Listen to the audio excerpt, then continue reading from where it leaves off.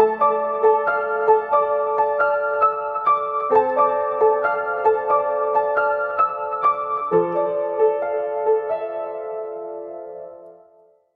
everybody, welcome to Pale in Comparison, a proud member of the Doof Network. In this podcast, my sister uses her knowledge of the Otherverse to take a look at Pact, Wildbow's biggest fake out, and I try to not give away any spoilers. I'm Jenny, and Malia convinced me to read Worm. I'm Malia, and Jenny convinced me to read everything else. This episode, we are covering Histories, Arc 9. Before we get into that, however, I'd like to issue a spoiler warning. This podcast is filled with pale spoilers. If you don't know whether Avery or Lucy awerin their significant others and don't want us to tell you, stop now, read Pale, and come back to this podcast. As for Pact, there will be full spoilers to the chapter we are covering. All right, before we go any further, we've got Pale Complexions art contest again. What? We're back. We're back. All right, you guys have got about a little less than a month to get your stuff done. So get your artsy brains going. You got until Friday, July 22nd. Our theme is redemption. Any Wildbow story will do. But you should do Pact. You should definitely do Pact. But you can do any of them. So, yes, any of them will do. Yeah. And again, if you want to record a song, if you want to do a sculpture, interpretive dance. Yeah, we're open to your art. We're open and we're ready. Yes. I want to experience an Otherverse interpretive dance. Can someone please do an interpretive dance? Yeah, that'd be great. I want to see it. Especially if you were dressed in, like, I don't even know, like an animal mask and a cape. Yeah, you could just dress like a giant sparrow. Ooh. Or like you could dress like a pizza delivery guy. I don't know. I mean, however you want to fit in redemption. Pizza delivery guy. Yeah. So he must be redeemed. All right. For our chapter summary, we look at the life of Jeremy Meath, the drunk guy. He's back. What do you think of this chapter? Blech. So not gonna lie, I was disappointed because I wanted Rose. Mm-hmm. I wanted answers. Mm-hmm. But it's a good chapter. It is. I feel a lot of things about Jeremy and Sandra. And it's a fun way to hype us up for, like, nuts happenings. It's funny because it really parallels the end of Arc 3, where it was like, oh, Jeremy and Blake are gonna fight. And then it didn't really happen. And now it's like, oh, Jeremy and Blake are going to fight. So that's interesting. And I'm excited. Yeah, it's pretty interesting stuff. We start with basically seeing Jeremy getting introduced to Dionysus, in a sense, and becoming an initiate. Yeah. So it, the identity of everyone is kind of hidden in this part. And I think it wants you to maybe think that Nathan is Jeremy, because it's a priest of Dionysus and they're, doing their shit. And who do we know that's a priest of Dionysus? Jeremy. And I am obsessed with Johannes, as you all know. And I was like, oh my god, like, Johannes trained under Jeremy, and that's what we're gonna learn. That wasn't right, so that's okay. That's all right. It's okay. It was a fun little thing being like, oh, it's baby Jeremy. At the end of this first section, he's interesting, and I don't understand him, and I guess we can talk about that. Sure. So Jeremy's the one who's like, hey, this guy's cool, let's just go with it. But then, like, 2 sentences later is like, are you gay and are you trying to groom us? And, like, that was kind of a fast switch. And, yeah. Like, he doesn't get drunk here. It's like, is he watching out for everyone? Is he just sort of wary? It's weird that he's wary because he was the one who was like, this is fine. And it seems odd that the least intoxicated and into it person would be the one picked to be an initiate. And I don't know if that's like you need somewhat of a buffer to not do the thing. Like don't get high on your own supply kind of a thing. Mm-hmm. Or what? Because I mean, like, this Jeremy's obviously different. But I guess I don't fully get it. Do you have an opinion? I mean, I feel like, yeah, for the Switch thing at least, like it seemed like he was like, yeah, he's cool, and then D and all that were kind of like talking, and D was like, he's creepy and blah blah blah blah blah, and so Jeremy was like, okay, well, like, are you gay then? Are you trying to, I don't know, are you trying to be creepy? And he's like, no, and then he's like, see, I guess. That's true. He does, yeah, like ask him to. He's very direct. Yeah. And he asserts himself. Mm-hmm. I mean, yeah, it is kind of weird, but then again, yeah, it's just like the whole thing's weird. Yeah, like I didn't expect him to say, yes, I want to be a priest of Dionysus, because he's, turning down the women. He's not getting super drunk. He's, not super about the whole lifestyle necessarily, but he agrees. And I think I just think of like, a priest or whatever of a deity to be like super into that deity, and he doesn't seem super into any of the things that Dionysus is actually about. Yeah. Yeah. And like I guess kind of neither does Nathan, as we see later, but like this is just the way that they find power or whatever, but like yeah, I just like he didn't seem like he would care. I don't know. It's like he cared more about the power, I guess. Sure. Than about like The details. actual, yeah.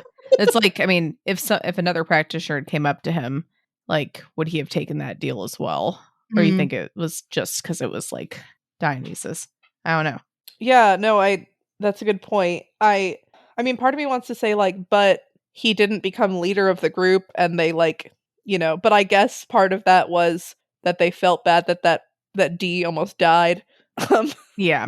And so he's sort of a de facto, like he watches out for them and stuff. Yeah. But he's not like conniving and like I'm going to take this away from him. He's just sort of like, okay, whatever. Yeah. But framing this in the sense of like he's kind of a leader in this group makes some sense, I suppose. Yeah, I think so. I'm gonna say, oh yeah, I don't remember exactly where it was, but this scene does feel pretty 90s. There's some mention of like the clothes they're wearing, and one of the boys has like bleached hair, and I was just like, that's so good. Like, it set it in time, I thought, relatively well. Yeah. Yeah. Yeah, it was funny. That's kind of funny. Another note is I've been watching Tasting History with my fiance. He likes to watch videos while we eat, and so we started to watch some of those, and we watched one on mead, and I really love mead. And I think Meath is an old word for mead, like that's where it comes from. And so that tracks because, like honey alcohol. Interesting. And Jeremy. Yeah. Is that on Netflix or something? Or I haven't heard of that. It's on YouTube. So it's a guy who finds like medieval recipes and makes the stuff. And talks about like the history of whatever. Yeah. Is there any that just looked just straight up nasty? Yeah, so he did. So the sequel to the mead one was he made a heart. That was like a Viking dish for the king or whatever. Like actual there heart? Was like a pig's heart. Oh. And he didn't like it. It was like Roman Gatorade, but I think it was like watered down vinegar or something. I don't remember what it was called. Oh, he made grog once, and grog's actually pretty decent. Which is like watered down rum. Watered down rum. Oh, that's right. He's made. That name does not help it out. I feel like it should be better than that. Yeah. Yeah, I think he in that one literally made grog and hardtack, which was pretty funny because like sailors and Yeah. So yeah, so I mean, yeah, check them out. They're interesting. I might want to do that. That sounds kind of interesting. They've got French Revolution potatoes. Huh. I don't know what the fuck that is, but I mean, they look pretty damn good. It was when there was a time when growing potatoes was illegal in France. That's wild. Okay. Anyway, that is not what we're talking about, but I'm definitely going to look that up. So it looks awesome. Okay. Yeah, so he basically was like, either say yes, or if you say no, you're going to get blacked out drunk. That was fun. Again, I wonder how much of Pact makes sense to people who haven't read Pale, because, I saw this as Jeremy could still, like, keep his innocence. Like, he's kind of become aware in this moment, but that could be papered over, like Jasmine with the beautiful man. And yeah, that would be the way of making sure that Nathan wouldn't be karmically responsible for Jeremy. And that was a fun way to think about it. Although, considering the fact that Jeremy wasn't even that interested in getting drunk, like having to get that drunk and kind of being forced to, like, ugh, that not fun. Yeah, that doesn't sound great. Oh man. Okay, so next it kind of fast forward in time a bit, and Jeremy is setting up his domain ritual and basically ends up betraying Nathan. Yeah, this aligns more with Jeremy, the power hungry kind of person. He's sorry about it, but he still does it. So it seems like he's literally never practiced before. That he's prayed, that maybe he's done sacrifices, but he's never, like, drawn a diagram or whatever. Sure, yeah. Which is nuts. To then be like, all right, here's a domain. Yeah, that's true. But the whole thing here is that gods are gamblers, especially, like, Greek ones, they like the drama, they like the risk. And so taking on this risky, exciting new person is something that might really appeal to a Greek deity. And sort of like Dionysus needs priests, right? If they help Dionysus gain power, having people worship gods is good. And so Dionysus wants to attract initiates and make it great or whatever. And so Jeremy's like, okay, so the god will try to impress you kind of at the beginning to, like, get you hooked in, and it'll peter out over time because you're not necessarily adding new whatever. And so the thought is, like, I'll have the very first thing I do be a domain claim because this is when he has the most incentive to help me, and it'll be ballsy and tragic because it's a betrayal, and he's gonna love it. And he's right. And he's right. And it's just, like, kind of a bummer. Yeah. It is kind of a bummer. Yeah. I was thinking about this, and we only see two groups in this, and presumably, like, the sisters and the shepherd and, like, all the major Toronto players and some of the minor ones would have shown up. And I find it interesting that we only see the two. I'm pretty sure you have to ask the lord of your area for permission to do a domain claim. So presumably he had Conquest permission. I wonder if that means that the lord can't then contest it. It seems like that's what it should mean, but I don't know. But yeah, so Nathan leaves and he's sad, and we're all sort of sad, and, like, we don't really care about Nathan, but it's kind of like, well, that was sort of dicks. Yeah. And these are the lengths Jeremy will go to gain power. And then we see here that Jeremy talks about how he doesn't really get drunk. Yeah. And we've talked about that again, and it's interesting, like, this priest of Dionysus who doesn't get drunk. I'm thinking about how he's called the drunkard, and, like, Johannes calls him that, and all of those things, and, like, it really might not be accurate at all, or it's something that has changed. And he's obviously, like, he drinks, but not necessarily to the point of getting drunk, and that's really interesting. And reminded me of a really funny sketch that I was curious if you've seen.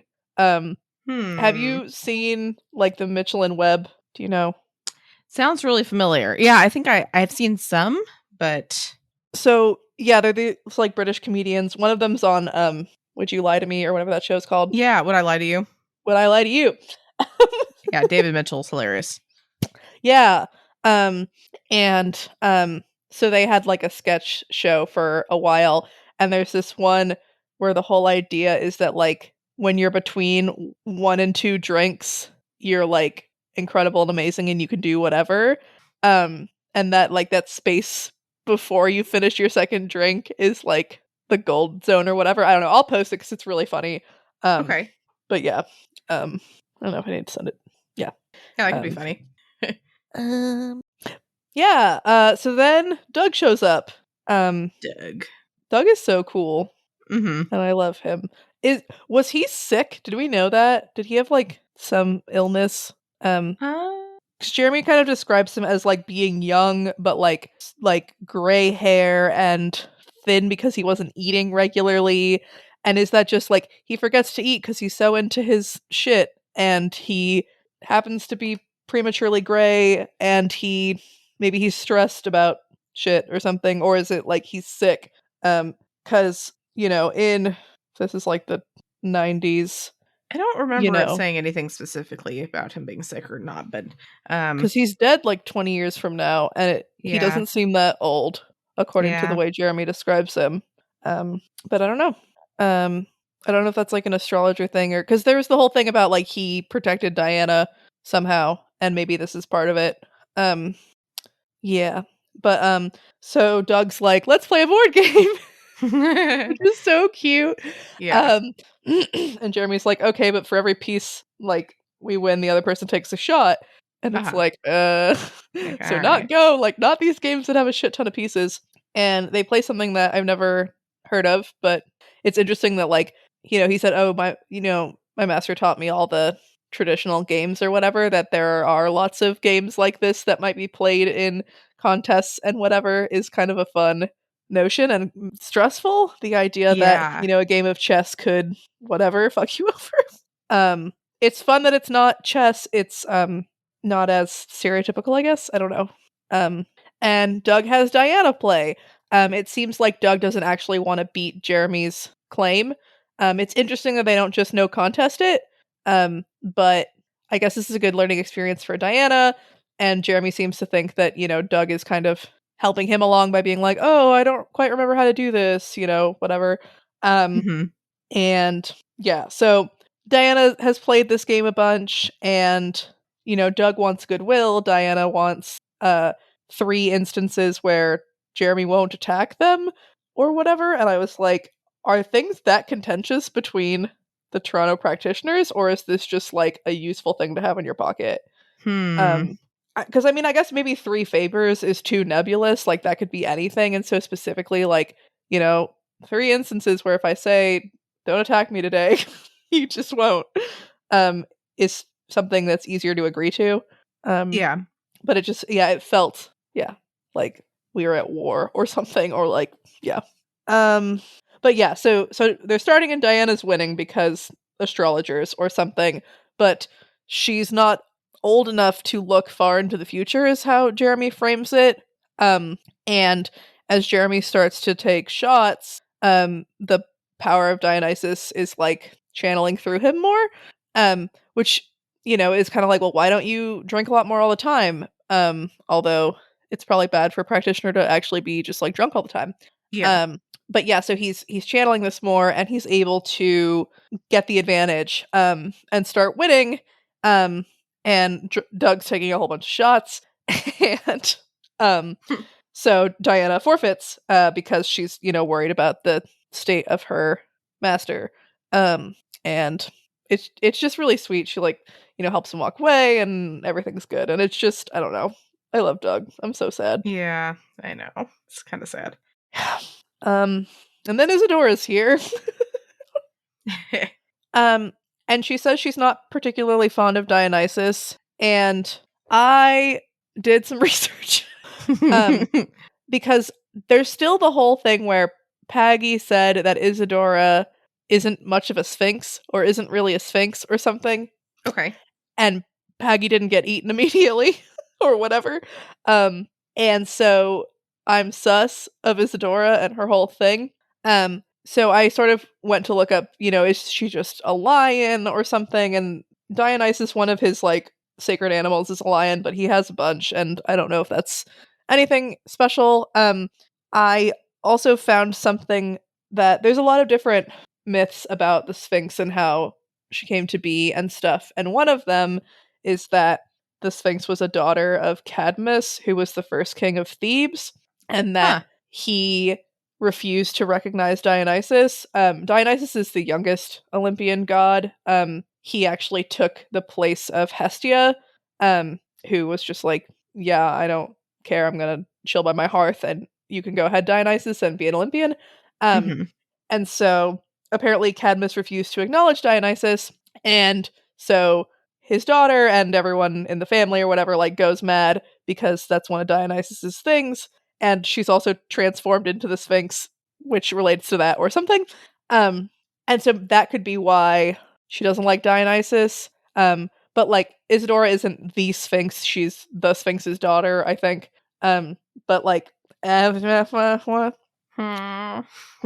but also like Dionysus is about like revelry and madness, and maybe that's like close enough to disorder that Isadora doesn't like it.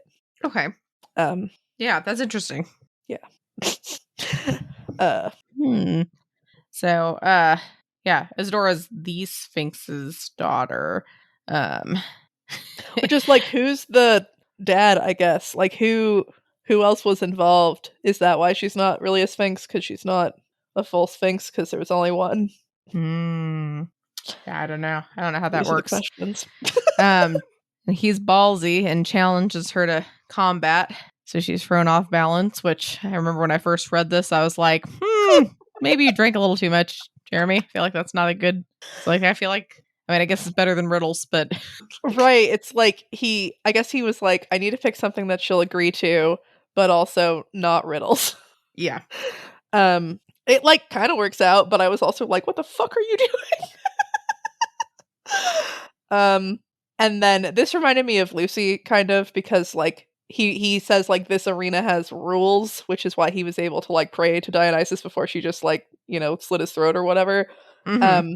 And it reminds me of how Lucy's arenas and dueling has certain contentions and like things. It's also very like the practice would want him to be able to be all dramatic and stuff. So that was fun. Yeah. And he gets some sweet gifts. Yeah. It's pretty fucking sweet. So yeah, there's the like scepter thingy with the pine cone that like is sharp ? I don't really know if it has like any other magical stuff. It's just like a What's the deal symbol. with the pine cone?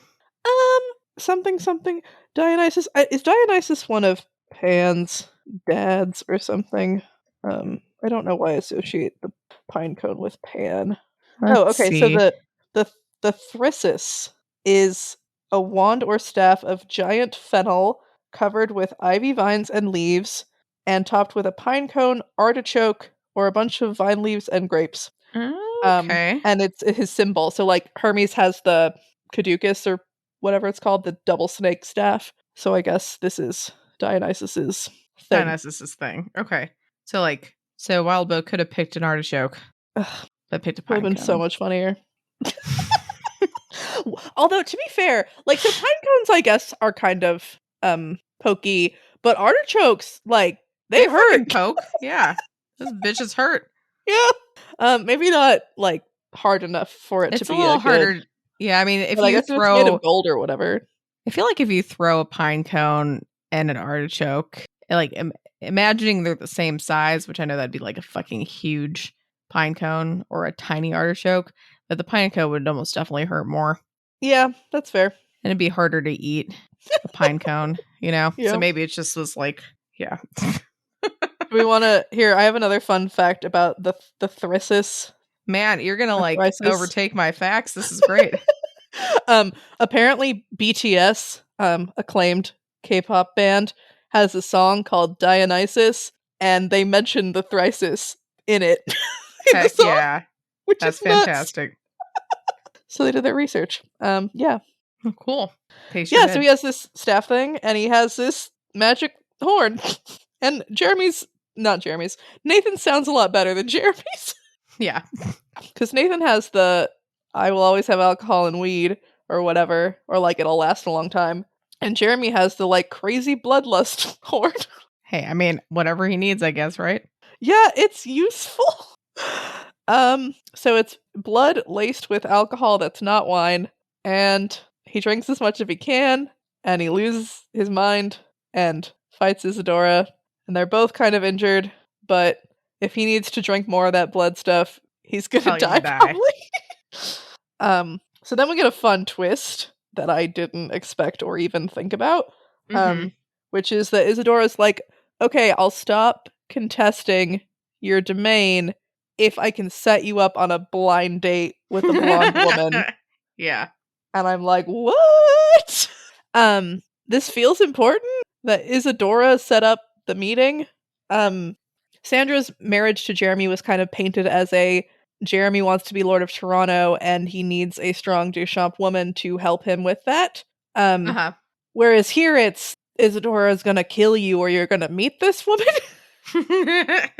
Which doesn't seem to be like that's not how it was portrayed in Sandra's POV. And so it's like, what are you doing, Isadora? Like, is this a favor to the Duchamps? How do you even know them? I mean, I guess they're a big family in the area or whatever. But like, is Isadora trying to use Jeremy Meath to fuck up Conquest? Or is Isadora trying to use Jeremy Meath to provoke Conquest and bolster him in a conquesty way with a lordship battle?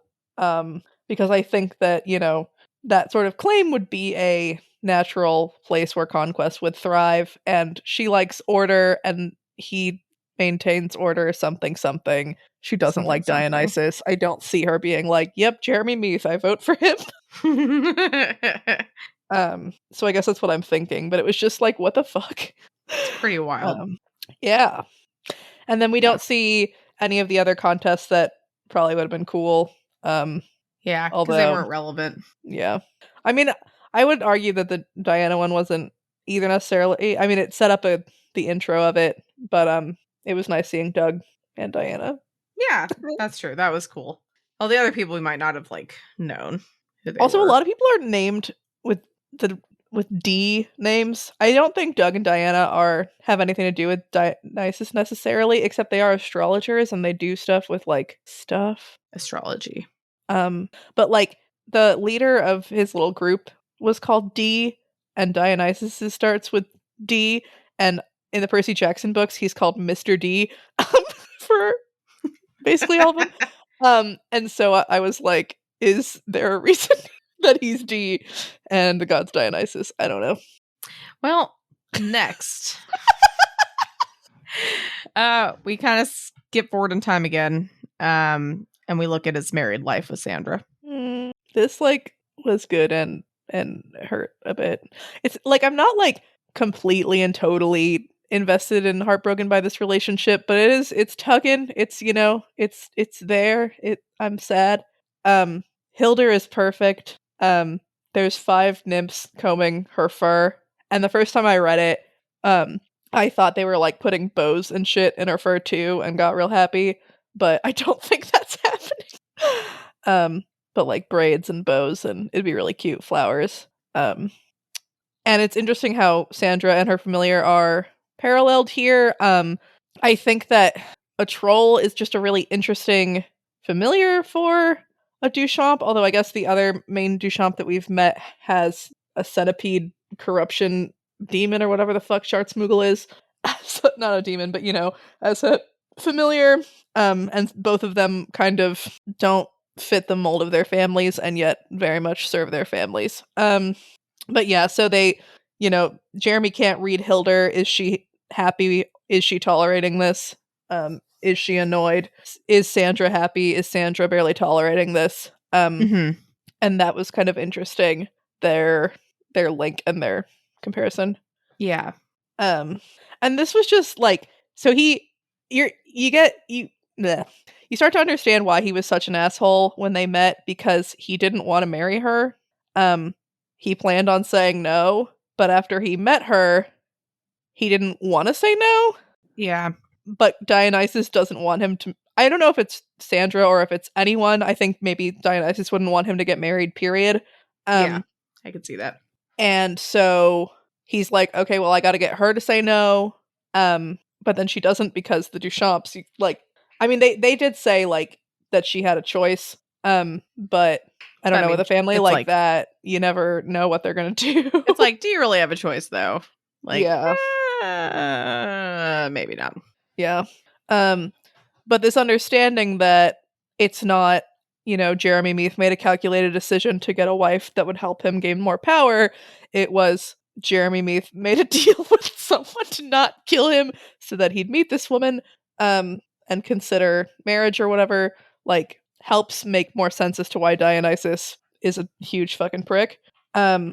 But yeah, so the sorry. No, you're good. He talks about how the Dionysus had suggested that the Duchamps only have girls in a dream, and he's like, was there something his god hadn't revealed? And I think this supports I mean, we don't know when he learned this, but I think this kind of supports my idea that Jeremy didn't know going into the marriage that that Dionysus would make the child a boy. Yeah. Which, makes Jeremy less of an asshole and makes the relationship more tragic. Yeah. The Greeks like tragedies, and in a way, them just separating was, while, like, they're both sad and lonely, and I think they both love each other. They, by not being in each other's spheres, avoid some of Dionysus's meddlings and shit. She removes herself from the realm of the Greek tragic sphere, potentially. I don't know. I hope so. Hopefully, yeah. Yeah. But yeah, she's sitting on the windowsill and she's reading, and he thinks about how she makes him feel like he was before he knew what the practice was, and that he like really sees her as a I mean, he calls her a girl, but he like really thinks about her as a full human, kind of, as like a girl, not just like a beautiful woman to have sex with or not, like it's a yeah.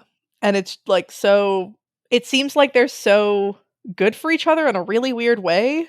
Or at least she's really good for him. Yeah. But Dionysus is like, fuck this, bachelors forever. And he sucks. Straight up sucks. Yeah, fucking hell, Dionysus.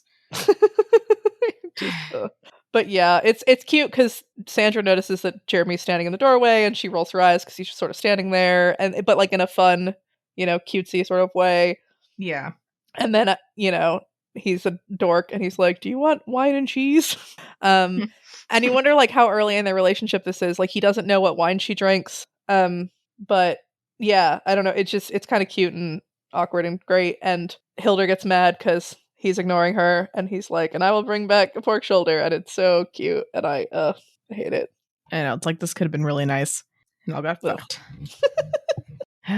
But then, long fucking time later, at least 15 years, Jeremy goes to Jacob's Bell, and he ends up negotiating a place to stay with Johannes. Yeah, so this is kind of funny. So Jeremy Meath became an initiate of Dionysus when he was like 13 or so, and never learned how to drive. I don't know why, but that's so funny. But also, like, did he just like run away from his family and shit? Like, that's intense and sad. But yeah, so then there's this satyr who's driving, who claims to like be able to, who like is very bad at it, and that's fun.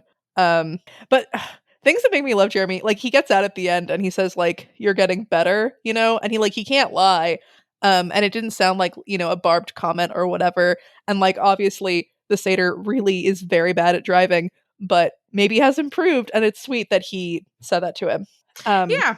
But yeah, so they're going, and he's talking about how he hates traffic, and how his city magic privileges, is how I interpreted that, are currently suspended because Conquest is currently suspended and we don't know what's happening. But they get to Jacob's Bell, which was exciting, and I had to read this like 3 times because I was very confused, because it was like, you turn right to go to the old place, and you turn left to go to the new place where Johannes' domain is. Sure. And he turns left, and I was like, what? Like, I just like 4 times. I was like, what are you doing? Why? What? And he just kind of gets out, and he's like, "Hey, Johannes, like, I need a place to stay." Yeah. Which just feels bananas. And it's funny, it's sort of framed as in like, oh, because you don't want to stay with your wife because that's awkward, which is part of it, and that's fun. Mm-hmm. I don't know if Jacob's Bell has like a hotel or something, but it probably has something. Yeah. But yeah, it's just funny and weird, and yeah, because like they haven't met before, and Johannes is all like, charming and slimy, and Jeremy's just like, hi. Yeah. And yeah, so he's also, trying to help Sandra out. So he's like, well, if I'm here, I can, keep more of an eye on things. And so he agrees, like, okay, I'll stay. Like, you can stay in my domain, but you can't hunt in my domain. You can't interact with any of the others in my domain, and you can't act against me while you're in here. And he's like, okay. Yeah. And Johannes finds that sus because he frowns. He's like, did you get one over on me? But then he leaves. And gives him a place to stay. Yeah. So then we learn a little bit about what's in Johannes's domain, which, what the fuck? Yeah. Yeah. So there's 4 genies at least. There are some vestiges. There's a quote unquote very big ghost. There's something sweat and metal, almost human but not quite, and it's violent. I didn't know if those were 2 different things or one thing, but like, Holy shit. there's a fox. So Lucy's here. There's Yeah. burning wires that are an elemental, and it's a baby elemental. And then there's, the scariest sounding thing, haha, a wraith vestige with rotted branches, birds, and the abyss. So hi, Blake. What is that? Yeah. You're horrifying. And that's fun. Yeah, it was kind of fun, wasn't it? And I don't know why Jeremy's response to this is excellent, because I don't think he remembers that Blake exists, but Yeah. And then a butcher, fat and bile and blood, and it likes innocence. And I'm like, well, that's bad sounding. What the fuck is that? I don't, because at first my brain said barber, and I was like, one, Barbatorum's not in here, question mark. 2, wouldn't they say demon? But I don't think this is. Maybe it is. Fuck, I don't know. Your mind plays tricks. I'm trying to remember if Barbatorum is also like a butcher, because he cuts things. He does cut Has things. Rose let him out by now? Like, presumably things would be real bad if Rose him out. We don't know. I don't know. Yeah, so genies are interesting. They're just to go back to them for a second, they're like sphinxes, except they're natural. They aren't created. But they really like balance. They work on a macro scale. They alter reality, but they're really attuned to like cosmic balance. Okay. And he has 4 of them. He has 4 of them. Just kind of nuts. Yep. It sure is. Was Barbatorum described as a djinn? I should start rereading this book.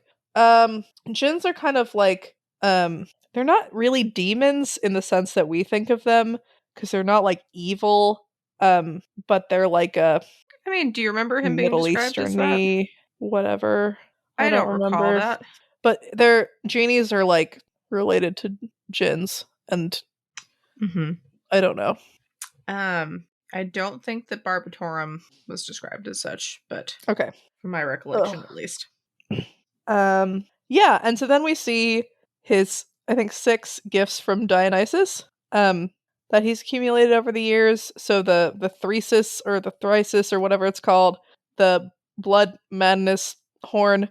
There's a carving of a bull in amber and a carving of a lion in gold. There's a sickle for cutting grapes and a horn of some animal that could be used as a club. And I don't have a lot to say about these. I'm like, carvings in the practice can probably be used to hold things, spirits. Maybe to, I just like, then I go to the Wheel of Time and I'm like channeling, but it's like, no. I don't know. They remind me of Maggie's origami things with goblins in them. But, and then a sickle for cutting grapes, like, is a knife, and it's probably a sharp knife. probably something used for cutting things. Yeah. And I'm wondering if this is like a minotaur horn for the club, like some sort of Greek monster thing. Yeah. Maybe. He's ready for war, which fun. Drunken war. Sweet. Yeah. Oh, and he only wants to stay a week because he wants to be Lord of Toronto. So he has to go back, which is fun. That's great. Yeah. These power hungry bastards. So next we see him meeting back up with Sandra for the first time in a long time. Yay. Well, he refers to it as the Duchamp household, so I'm wondering if this is Sandra's house or if this is the house from the engagement party, because I feel like the house from the engagement party was a different house. Yeah. But yeah, so he's just standing there, super awk.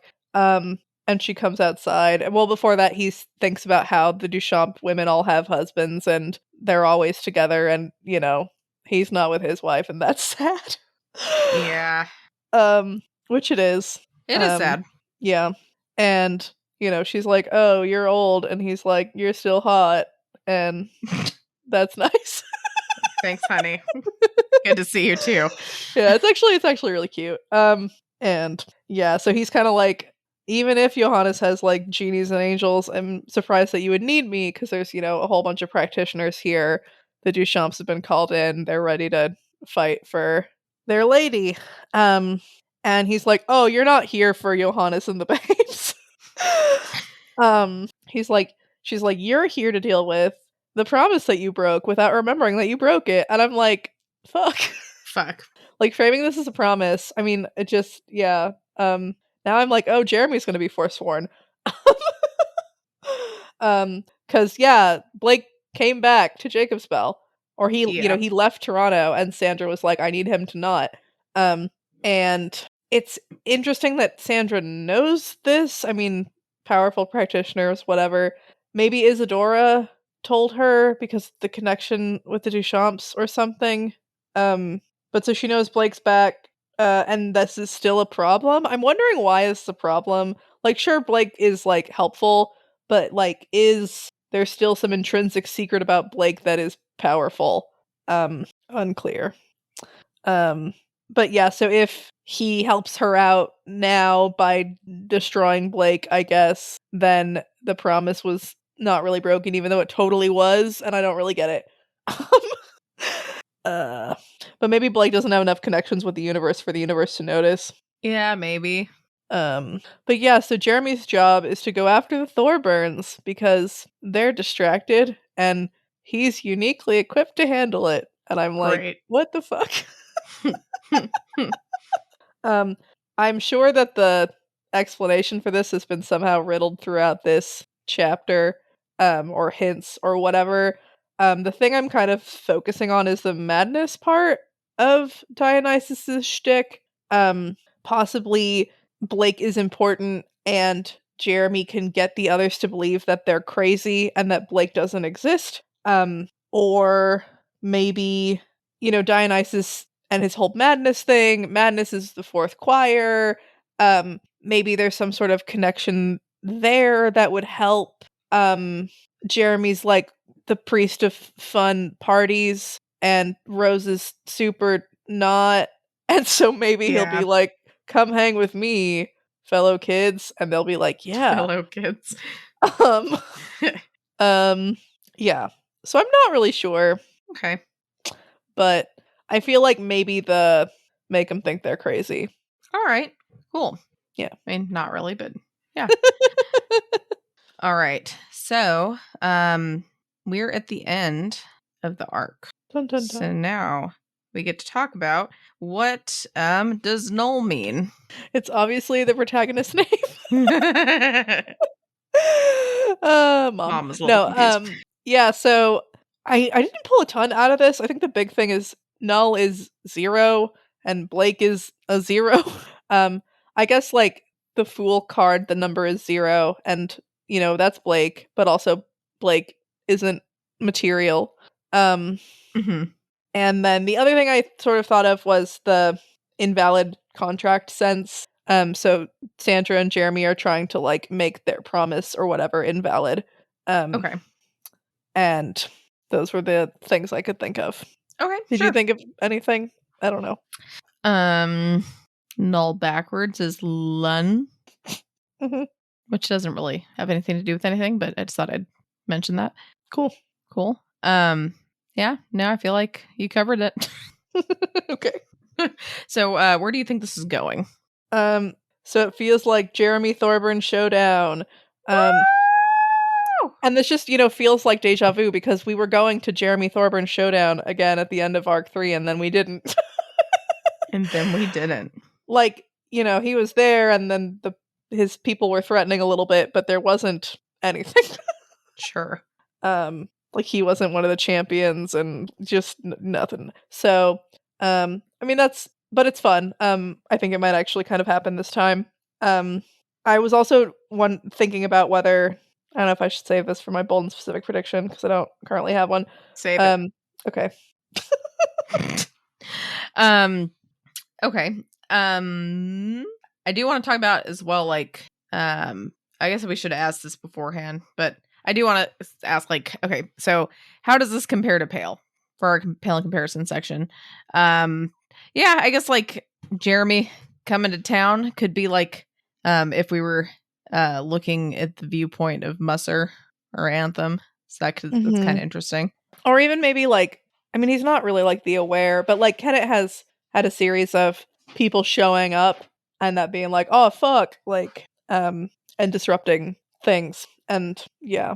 True. Mostly this just felt like the end of Arc 3 of Pact because Sandra and Jeremy, but in Pale it feels more like a, yeah, oh shit.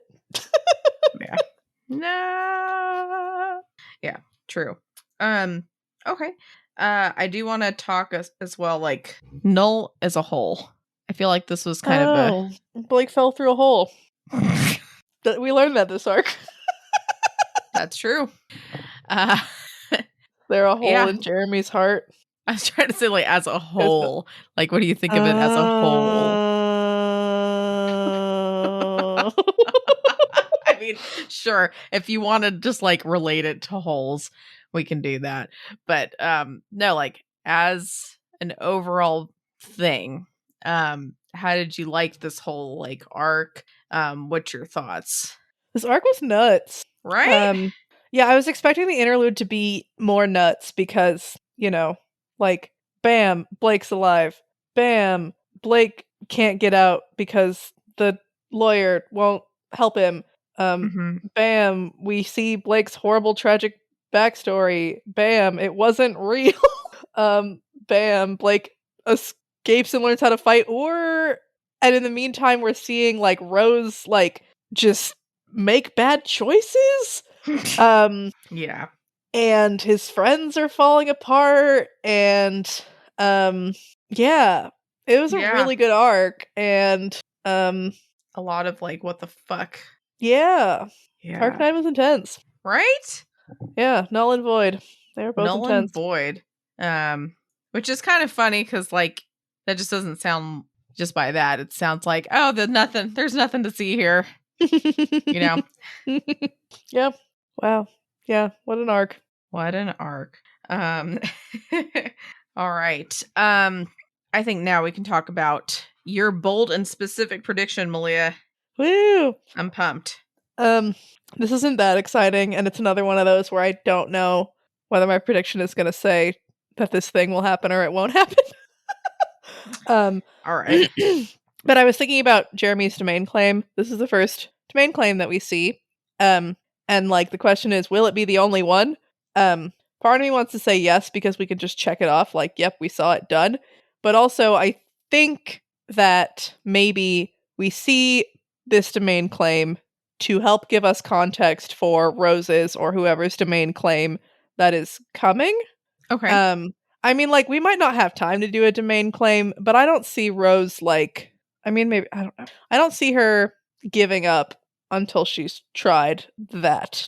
Unless she just, gets killed or whatever. So I'm going to say that this is not the only domain claim we'll see in the story, which isn't that exciting of a prediction, but it's where I'm Okay.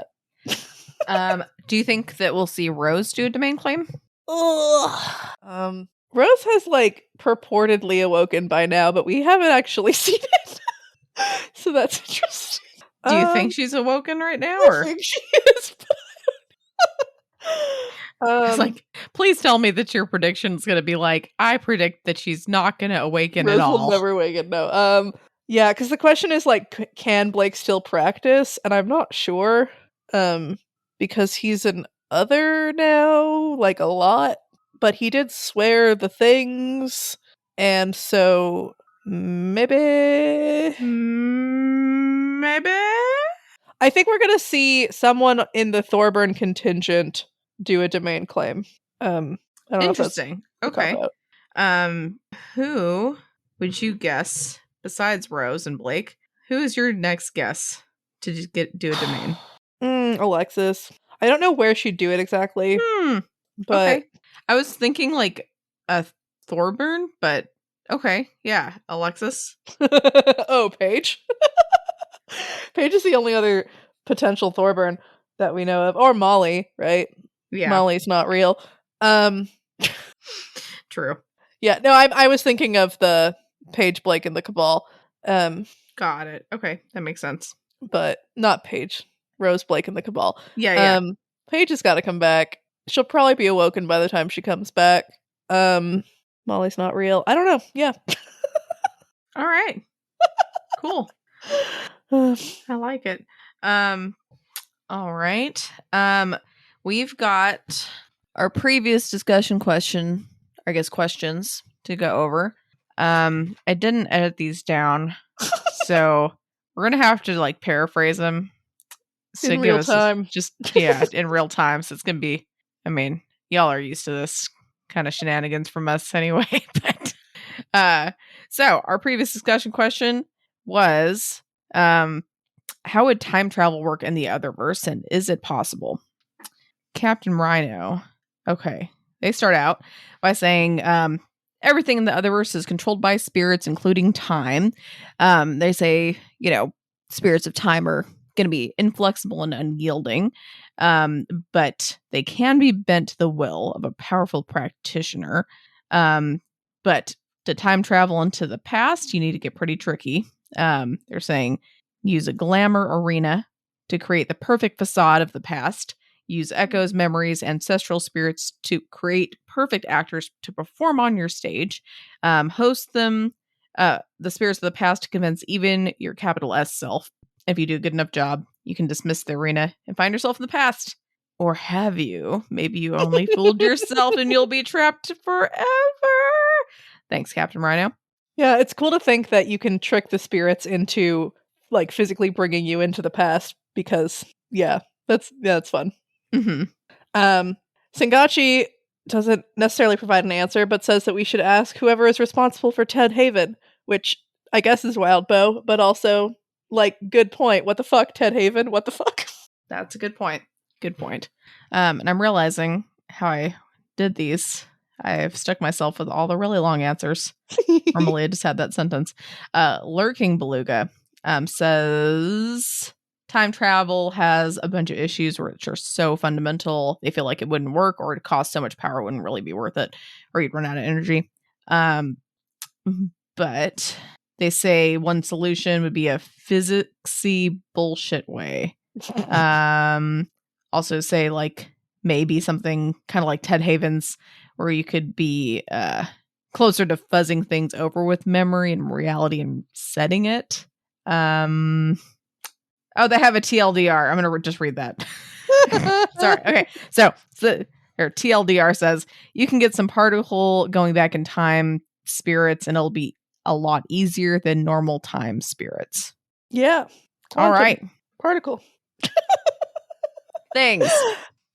Hobo Demon says there's obviously only one way time travel in the Pactverse would work. Lucy style multi-glaminaling, or alternatively creating a fetch style vestige. So you get split versions of yourself as a practitioner, and then you pee on each other and that repels everyone in opposed temporal directions, and so your personality will split, and the past version will catch up to the future person who experienced nothing because they were just in the future, and this explains why people covered in pee seem strange. I feel like that. I mean, I feel like there's a lot of reasons for that. You know what? I mean, I appreciate you for kind of trying to answer both discussion questions. I do. So thank you, Hobo Demon. I mean, I did not expect you to bring urine into this, but you know what? When there's a will, there's a way. Yeah. And yeah, thank you for that. And we'll go over that bonus discussion question in just a little bit. Thomas Berubig says, time travel. Everything is possible with enough power, but the odds of one having enough power to convince the spirits to mess with something are so fundamental, are pretty dang low. So they are thinking it'd be a combination of glamour and augury that would do it. Yeah. Blake Tall says, acknowledges that there are a whole bunch of different frameworks for how time travel could work in lots of different fictions, and they think that any conceivable framework of time travel would be possible in the Otherverse as long as you can convince the spirits that it should be possible. Which, yeah, they're the whole thing. All right. Holy shit, Macy won. What was that? Macy one's answer. Macy one, like, just fucking just went off the fucking handle on both these discussion questions. They just like were like, holy shit, I haven't talked enough. I'm gonna talk. I'm just gonna type out everything that I think and feel, and holy shit, it's a lot. I mean, it's great. It is great. So I'm gonna skim over this. They're basically saying there's a bunch of different types of time travel in fiction, and they go over the different types of time travel that I'm not going to read because I'm sorry, man, it's long. You guys should look at it, but I'm not going to read it right now because, yeah. So they're saying, like, just looking at all the methodologies, there's some definite trends. I think the price is always going to be determined by the impact of your changes. So, like, how much of a mess you're making for the spirits to clean up. So they're saying that they expect the need to fight or pay off fate is something that would come up a lot. Okay, so to break this all the other way, here's how they would approach the idea of traveling through time in the Otherverse. Number one, find a demon, probably from an early choir, who allows me to sidestep the relationship of cause and effect and utilize their abilities to pull shit at the cost of an enormous karmic debt and generally fuck my own shit right up. Number two, be one of those weirdos on the path and find a wish. I'm just gonna say your number one is the find a demon. That's your top choice. Okay. Anyway, it's act themed. Yeah, I mean, I just find it weird that's the first choice. But all right, you know what? No judging. Number three, be extremely rich and channel that power towards spirits of time and fate to convince them to let me go back and make some changes. And number four, last but not least, be less rich, but still pretty rich, and set up a deal with the powers of fate to basically cut a deal to allow me to travel back to a previous point. Realistically, I think it'd need to be either a time before or at the time of the deal. What I mean is you're essentially setting up a save state for the universe and setting up a time loop or similar for yourself. I imagine doing this before making a big decision so you can go back and undo it. All right. That's pretty good. Yeah, thank you for that. Our bonus discussion question, as has been alluded to and partially just not answered, but just, brought up a little bit by Hobo Demon. Would you rather be splashed with cold or warm urine, and why? So Bisexual Punch Party says, warm urine is an accident, and you got splashed by chance. Cold urine, who chilled it? Who put piss in the fridge and then took it out to splash you? It's so much worse. No, I disagree. If you're getting splashed, look, if you're getting splashed, I don't understand why you think you just got splashed by chance just because it's warm. It sounds like you think the quantities are different. A cup of warm piss and a cup of cold piss is the same amount of piss, and you're getting it splashed on you. Okay. I mean, that is a good point. When I said cold urine, I was thinking like either room temperature to cold, because it's just something that's not warm. But like, yeah, I guess like if you're like, oh, I'm going to put this in the fridge or put this in the freezer for a bit. That is funny. But do they put urine in the fridge in hospitals I for mean, like tests and stuff? usually if we take a urine specimen, we send it to the lab immediately. But if we were to, I mean, like, I'm pretty sure in our dad's office, they had like a cold storage area. Like, I think they had like a fridge for urine specimens they would need to send off. Because I mean, if it's cold like that, then it's gonna like theoretically decrease that bacterial growth. If there's anything up with the specimen. Cool. Yeah. So I'd say probably. Although being in the hospital, we hope at least when we send it down, they start and analyzing that pretty quick. But all right, Missy one. You guys really should just take a look at this. Like, honestly. But the best thing was that they answered this before they answered the other one because they read the post really fast and they thought this was just the discussion question. It's so good. Yeah, they're like, oh my God, I haven't actually listened to the episode yet, and I only just realized this is the bonus discussion question. So let me just tell you guys, like, there's citations and studies. They also put not just one, not two, but 3 different graphs detailing the ideal urine temperature, one in Celsius, one in Fahrenheit, and one in Kelvin, which is hilarious. So, oh man, I'm gonna try to skim through this. I can't skip this because it's just too good. Okay, so basically, like, gut instinct answer is colder is better. High temperatures mean less viscosity and more evaporation of both the water and other chemicals in the urine, increasing the amount it spreads and potentially gets inhaled as I clean it off. Inhaling urine is worse than getting it on my skin. I mean, yes, that is definitely, I think everyone can probably agree that. But we can do better than that. See, I'm not going to enjoy being splashed with urine regardless of temperature, but depending on the air temperature, I might at least find it partially refreshing in the same way being splashed with water would be. That's a fucking stretch. That's a stretch. Let's be honest. Refreshing is not going to, like, and be a part of this equation. No, refreshing is not going to be a part of this. Unless you, like, maybe if you lost your sense of smell, which maybe you have. Maybe that's fine. But yeah, it's still going to feel like a little gross. But anyway, I can understand. Like, he's like, it might be better. It could be better or worse depending on the temperature. So studies have shown, and he linked this, which is great, that urine availability won't be affected by the air temperature. So you don't have to factor that in as a variable. You can simply rely on exploring the relationship between air temperature and ideal liquid temperature. And we'll also assume consistent splash methodologies, as studies have demonstrated that different washing methods and even different spray distributions from different shower heads can affect the experiential evaluation of classical water-based showers and baths. This isn't completely realistic given how the temperature would affect viscosity and delivery of urine, but we need to accept our limits here. And I'm focusing purely on enjoyment here. They don't really, he's like, the supposed health benefits of cold showers aren't really something. And again, he linked something for that too. I'd be thinking about when this happens, so I don't consider it a relative factor.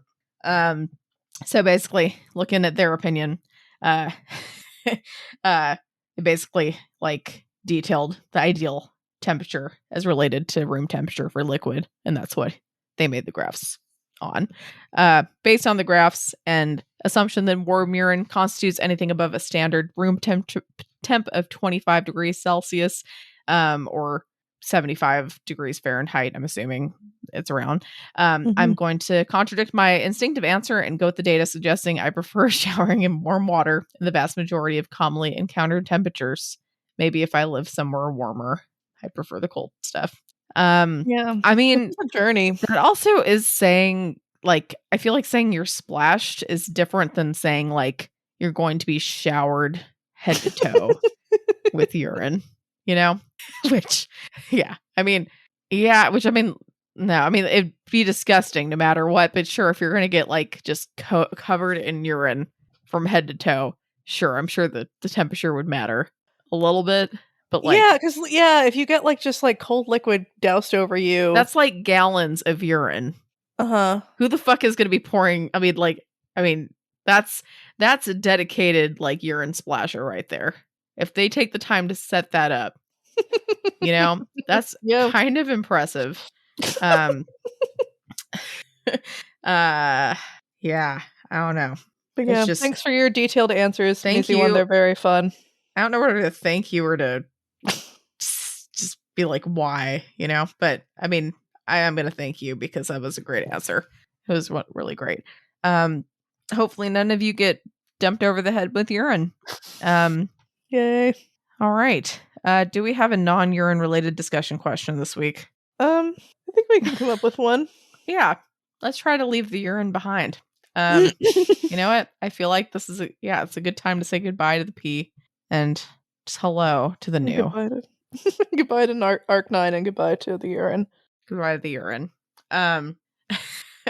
So let me see. I think it could be interesting to talk about drinking or about. Yeah, I mean, Dionysus drinking, Greek I think mythology. Yeah, I'd like to talk about the Greek mythology, and I'd like to ask people besides Dionysus. I'm just mispronouncing all over the place now. Besides him, what other, like, let's say Greek god, or if you have another like mythological god, I guess, but I think we should stick with Greek. What other like Greek god do you think would be interesting to look into for a practitioner? Any kind of Greek deity. There you go. I'm going to word how Malia is writing it because it actually makes more sense as a sentence. Besides Dionysus, what other Greek deity would make a good patron for a practitioner? And how would that shape your practice? What kind of cool boons would you get?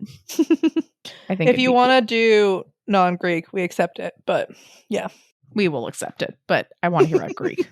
I think it'd be cool. It's in the theme. It's in the theme. Yeah, I just want to see what kind of stuff that you would get. Just like how all the kind of benefits and cool like gifts and things. I want to see what would you get? All right. Any other thoughts, Malia? No, I'm excited for Arc 10 and I'm nervous. And I feel like we're entering the final countdown bits. Maybe yeah. not, but I mean it's not like it's like the big final conflict, like Act 3 or whatever. Like I feel like we're entering it and it's exciting. And I hope his friends like him or something. I guess we'll just have to see. Cool. I guess just to ask again before we stop. Any more? Okay, so you think there's a demon under the house? Uh-huh. Any theories or predictions about how that's going to flesh out? Maybe the butcher is the demon under the house, although I don't know why it'd be in Johannes's domain. I mean, isn't like the butcher not under the house? But like right. No, yeah. Okay, so the demon under the house is there's holes. I mean like they need to like lose the house or something, and then the people of Jacob's Bell come to like destroy the house and make the road whatever, and then the demon's free. Like okay. Yep. So the demon's going to get let loose because a bunch of people with like pitchforks and torches are going to come and try to like, and they're just gonna... like a construction equipment, like the Thorburns have lost the house. Okay. Although they'd still need to be around to fight the demons, so I don't know. Okay, and I'm guessing you think this is a pretty bad demon, or is it like a really lazy demon? Because it's been hanging out under the house. Yeah.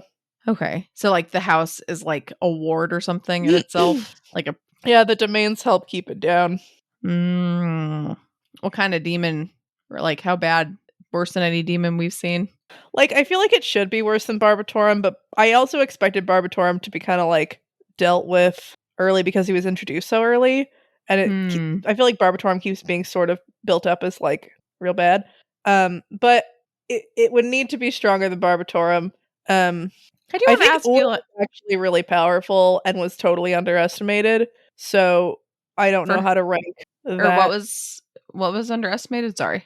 Okay. I would like to ask you again because I know you've said before you didn't think Barbatorum was like that bad for in terms of demons, right? Do you still agree, or do you think he's going to be worse than you think, or nicer, or not nicer, but more mild than you think, or what? Yeah, I think that I was assuming that he wasn't at like the top echelons of demons because he was introduced so early, and I was assuming we would like stay in Jacob's Bell and whatever, and not like it's arc 9 and we still haven't really fucked with him. I think he's like he's not a mild or small time demon. He's like moderate. Like I don't think he's like the very top of the scary demons. Sure. But he's a solid, scary, bad demon. Okay. Very scary, very bad. Very scary, very bad. What do you think? Where do you think things are gonna go with him? I don't know. I feel like Rose is gonna make some deal with him, and it's gonna go really bad. Like All I don't right. know if we're heading toward like everyone dies horrifically, but I don't know. All right. Well, on that note, thanks for listening. If you enjoyed this episode and you'd like to help support the podcast, please subscribe, share it with your friends, and leave a rating and review. To support our podcast, go to patreon.com/doofmedia. And if you'd like to support Wildo as he continues to write fantastic stories, go to patreon.com/Wildo. You can follow the pod on Twitter at Pale Comparison or send us an email at paleincomparisonpod@gmail.com.